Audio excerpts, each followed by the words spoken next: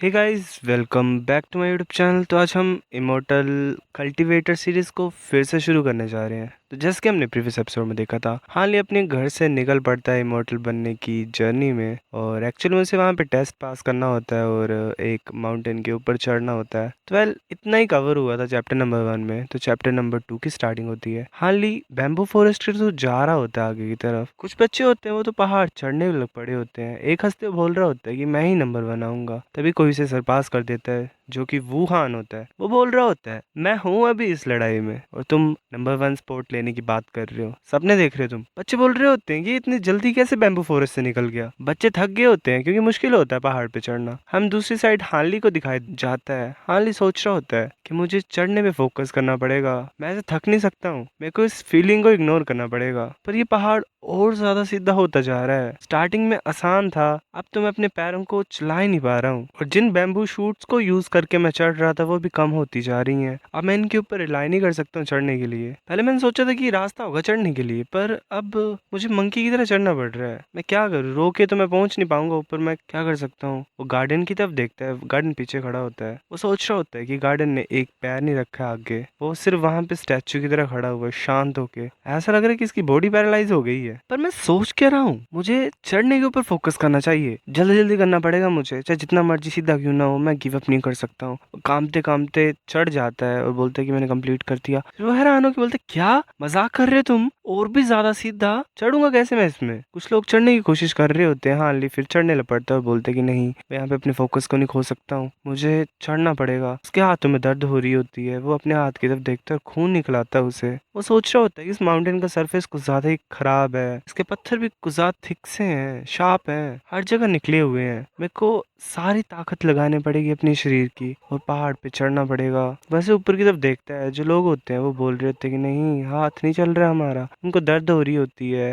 मतलब रो ही रहे होते हैं सारे ही। हाल ही पूरी सिचुएशन को सुन रहा होता है, पर फिर भी हार नहीं मानता। वो चढ़ता जा रहा होता है। उसके हाथ से खून निकल रहा होता है। सोच रहा होता है कि क्या हो रहा है, ऐसी चीजें चलेंगी। मैंने इस तरीके की दर्द कभी नहीं फील की। ऐसा लग रहा है कि मेरी जो उंगलियां हैं वो खराब होती जा रही हैं। मेरे घुटने दर्द कर रहे हैं, मेरे पैर सब थक चुके हैं। मेरे शरीर में सच में कोई एनर्जी बची नहीं हुई है। मेरे पूरे शरीर में दर्द हो रही है, ऐसे कि कोई कांटे चुभा रहा है मुझे, ना मुझे कुछ दिख रहा है। ये पत्थर मेरे शरीर के हर एक हिस्से में कट लगा रहे हैं। मैंने सोचा नहीं था कि कल्टीवेशन का रास्ता इतना मुश्किल होगा और इतना खतरनाक होगा। ये तो कोई मजाक ही नहीं है। अब मुझे समझ आ रहा है कि सिर्फ कुछ ही लोग क्यों कल्टीवेटर बनते हैं। मुझे सहना तो पड़ेगा, मैं गिव अप नहीं कर सकता हूँ। पर लकड़ी काटना और कारपेंट्री करना आसान होता है इससे। अभी इतना ज्यादा मुश्किल है तो आगे कितना मुश्किल होगा। कि मैं गिव अप कर दूं। फिर उसे अपनी बहन की याद आती है, जो कि बोलती थी कि तुम्हें आगे बढ़ते रहना है, तुम ऐसे हार नहीं मान सकते, तुम कर सकते हो। वो फिर हिम्मत जोड़ता है। वो बोलते कि नहीं, मैं ऐसे हार नहीं मान सकता हूँ, मैं फेल नहीं हो सकता, बट डेफिनेटली 2 सिल्वर कमाऊंगा।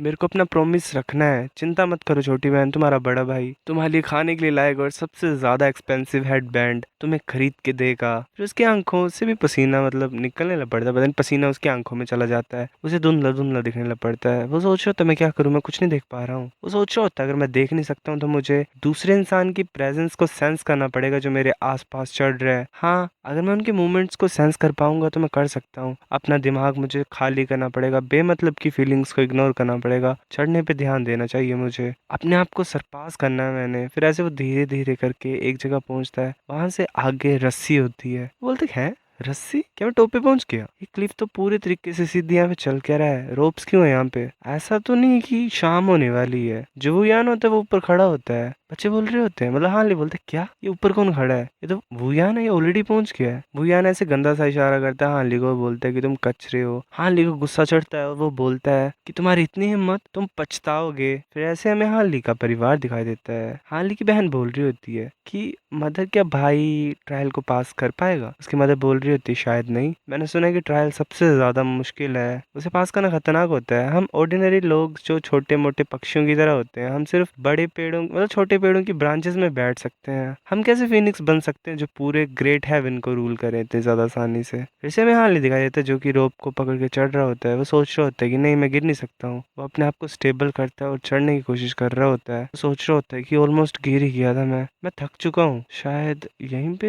हार जाऊंगा मैं। तभी हमें जांग दिखाई देता है। वो बोलता है कि नहीं, गिव अप मत करो ब्रदरली। तुम हाल ही उसकी तरफ देखता है। जांग भी पूरी कोशिश कर रहा होता है ऊपर चढ़ने की। वो बोल रहा होता है कि गिव अप मत करो। वो स्माइल करके बोल रहा होता है। हाल ही बोलता है, ये जांगटा है, ये लड़का खुद भी थका हुआ है पर इसके पास अभी भी ताकत है ऐसे बात करने की। ठीक है, मैं ऐसे हार नहीं मान सकता हूँ, मुझे ऊपर चढ़ना पड़ेगा। मेरी ताकत खत्म हो चुकी है पर मैं कर सकता हूँ। मैं ऐसे पीछे कैसे हट सकता हूँ? तभी जो गार्डन होता है वो बोलता है कि अपनी एनर्जी वेस्ट करना बंद करो। वो इमोशनल ऐसा होता है और सेम चीज बोल रहा होता है। वो बोलता है कि शाम होने वाली है कुछ ही टाइम में। तुमने आधे दिन स्ट्रगल किया है, तुम और नहीं चढ़ पाओगे ऊपर। जितनी तुम्हारी करंट स्पीड है ये इम्पॉसिबल है गिवन टाइम में तुम्हारा ऊपर पहुंचना। तो स्ट्रगल करने से अच्छा तुम अपनी ताकत बचाओ। जब टाइम आएगा मैं तुम्हें ऊपर ले जाऊंगा, अभी के लिए बस करो। हाल ही बोलता है, क्या ऐसे कैसे बोल सकता है ये बोल रहा है कि बस करूं? मैं ऐसे हार नहीं मान सकता हूँ। तो बाकी बच्चे भी बोल रहे होते हैं, मतलब ऐसे हार मान लेते हैं। बोलते हैं, क्या खत्म हो गया? हम टॉप पे तो नहीं पहुंच पाए तो रुक ही जाते हैं, शायद हमारी हेल्प कर दे गार्डन, हमें नीचे पहुंचा दे। हाल ही बोल रहा होता है कि नहीं, मैं ऐसे हार नहीं मान सकता हूँ। उसे अपनी बहन ही याद आ रही होती है। वो सोच रहा होता है कि मैं इतनी ऊपर पहुंच गया हूं, अब तो कोई रीजन ही नहीं बनता हार मानने का। अगर मैं गिव अप कर दूंगा तो क्या फायदा, सारी मेहनत बर्बाद हो जाएगी। और वो इंसान जिसने मुझे इतना नीचा दिखाया, मैं कैसे हार मान सकता हूँ? जांग ने मुझे मोटिवेट किया, मैं गिव अप नहीं करूंगा, ये मेरी खुद की इच्छा है। चाहे मैं टाइम से नहीं भी पहुंच पाऊंगा फिर भी मैं गिव अप नहीं करूंगा, मैं पक्का टॉप पे पहुंचूंगा। ये तो सिर्फ शुरुआत ही है। फिर ऐसे ही हाल लिखा हाथ छूट जाता है, शायद वो नीचे गिरने वाला होता है। वो सोचता है कि अब तो क्या ही कर सकता हूँ मैं, मेरी जिंदगी। तब गार्डन उसे उठा लेता है और वेल ऊपर उड़ा के पहुंचा देता है। हमें माउंटेन के टॉप का सीन दिखाया था, वहाँ पे सब पहुंचे होते हैं, थके होते हैं। गार्डन बोलता है कि वेल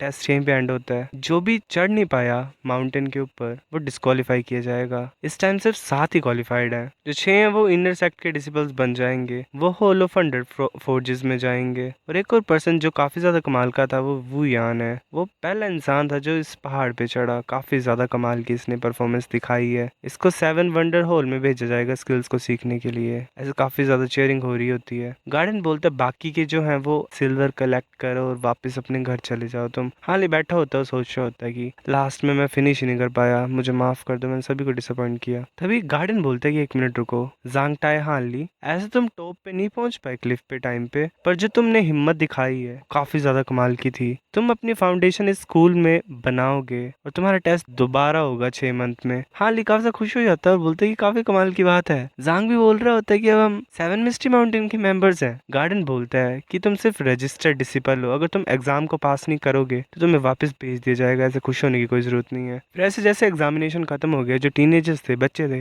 वो माउंटेन के नीचे गए। उन सभी में अलग अलग फीलिंग थी। हाल ही सोच रहा होता है कि ये वूयान बच्चा क्यों नहीं जा रहा नीचे। वो अपने शायद किसी अंकल से बात कर रहा होता है। इंस्ट्रक्टर बोलता है चिंता मत करो, ये तुम्हारी तरह नहीं है, ये कोर डिसिपल है जिसे एक स्पेसिफिक जगह पे भेज दिया जाएगा जो कि होल ऑफ 7 एक्सट्रीमिटीज है। जैसे ही अपनी स्टडीज को कंप्लीट करेगा ये एटलीस्ट एक लो प्रोटेक्टर तो बनेगा ही। अगर इसकी बहन की शादी सेकंड पैट्रियार्च माँ के साथ नहीं हुई होती और वो उसकी सेकंड वाइफ नहीं बनती तो क्या ही होता है इसका। मतलब वैसे आपस में इंस्ट्रक्टर्स बात कर रहे होते हैं, मतलब वो हेट ही कर रहे होते हैं वो यान को। दूसरे इंस्ट्रक्टर पहले वाले इंस्ट्रक्टर के मुंह को बंद करवाते हुए बोलता है कि चुप हो जाओ, अगर कोई तुम्हें सुन लेगा ऐसे बात करते हुए तो तुम्हें मरना पड़ेगा। फिर हमें माउंटेन के पीछे का सीन दिखाया था, मतलब बैम्बू फॉरेस्ट का। गार्डन रुकने को बोलता है बच्चों को। एक इंसान चला होता है वहाँ पे खांसते हुए। गार्डन पूछता है कि बताओ अपने आप को, तुम कौन हो? वो मो जुरैन होता है। गार्डन बोलते हैं तो डॉक्टर मो है। गार्डन उसे ग्रीट करते हैं। वो बोलते हैं कि कैसे हो तुम? जो डॉक्टर मो होता है वो बोलता है अच्छा नए डिसिपल्स आए इस बार। गार्डन बोलते हैं कि हमने इस टाइम कुछ रजिस्टर्ड डिसिपल्स को भी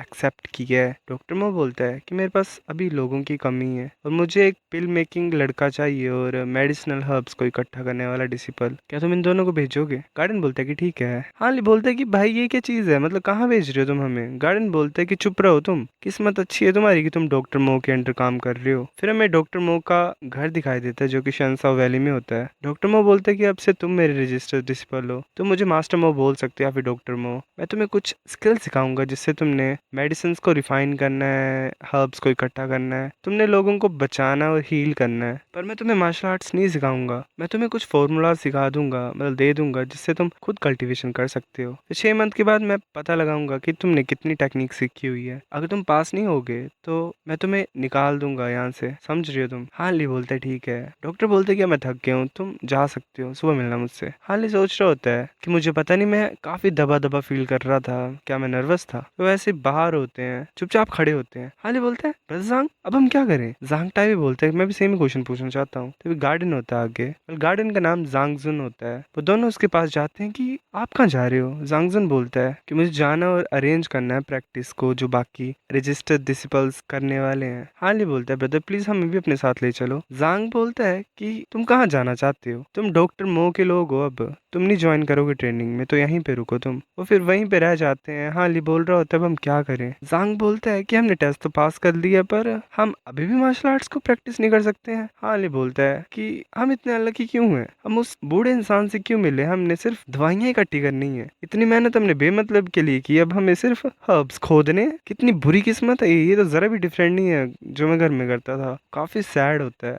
हार्ली बोल रहा होता है ब्रदर जांगटाई मैं तुम्हें एक चीज बता देता हूँ। वो कुछ बता ही रहा होता है और बोलता है कि अब हम रजिस्टर्ड डिसिपल बन गए हैं, अगर हम हाफ ईयर में पास नहीं भी करेंगे फिर भी हम एक आउटर डिसिपल बन सकते हैं। वो स्टेटस काफी ज्यादा कमाल का है एक रेस्टोरेंट को चलाने के लिए। हम खा सकते हैं, पी सकते हैं, किस्मत अच्छी होगी, हम रिस्पेक्टेबल होंगे, इसलिए हम जाने देते हैं। हम टेस्ट में फेल हो जाते हैं। फिर वो ऐसे बच्चों को बात करते हुए सुन रहे होते हैं। एक बोल रहा होता है मैंने सुना कि तुमने बच्चों को मारा। दूसरा बोल रहा होता है कि हाँ वो आउटर डिसिपल था, वो डिसरिस्पेक्ट दिखा रहा था इनर डिसिपल को, वो खुद की कबर खोद रहा था, मैंने उसे बस पीटा ही है। वो घुटनों पे झुक के माफी मांगी उसने। आउटर डिसिपल्स कुछ भी नहीं है हमारे सामने, वो सिर्फ ऐਵੇਂ ही हमारा काम कुम करते हैं। कितना ज्यादा अच्छा है इनर डिसिपल होना। फिर ऐसे ही हार्ली को मोटिवेशन आ जाती है कि नहीं हमें पास करना पड़ेगा, हमें इनर डिसिपल बनना पड़ेगा, हम ऐसे दूसरों के काम नहीं कर सकते हैं। वेल इसी तरीके की मोटिवेशन चाहिए जिंदगी में। सो गाइस ये एपिसोड इतना था, अब नेक्स्ट लाता हूँ मैं कुछ दिनों में। तो तक के लिए इस वीडियो को लाइक कर दो। मिलते हैं आपसे, बाय।